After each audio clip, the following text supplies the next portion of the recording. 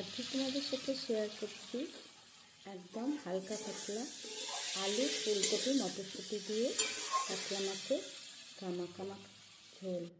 তো প্রথমে আমি আলুগুলোকে ভেজে নিয়েছি, আর আমি নিয়ে নিয়েছি 4 পিস কাতলা মাছ। এগুলো করে ভালো করে ধুয়ে ভেজে রেখেছি।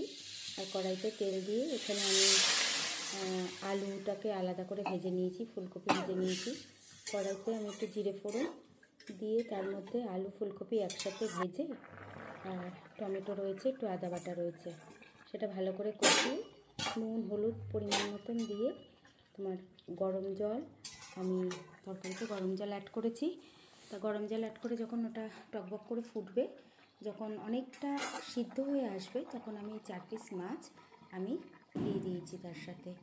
আর নামানোর আগে একটু ধনেপাতা ভালো করে ছড়িয়ে দিয়েছি, যাতে ফ্লেভারটা খুব ভালো আসে, ধনেপাতার ফ্লেভার।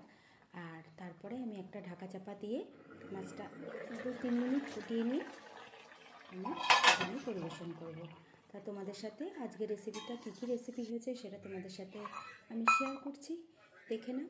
এখানে রয়েছে গরম গরম সাদা ভাত, তার সাথে রয়েছে দেখো এখানে ফুলকপি আলু মটরশুঁটি দিয়ে যে ঝোলটা করেছি সেটা, সাদা ভাত। আর প্রথম পাতে খাওয়ার জন্য রয়েছে পই মিচুলি আলু বেগুন দিয়ে গা মাখা মাখা একটা তরকারি। এই রেসিপিটা ভীষণ ভালো লাগে খেতে। আর তোমাদের যদি ভালো লেগে থাকে অবশ্যই আমাকে একটা লাইক কমেন্ট করে দেবে। ধন্যবাদ।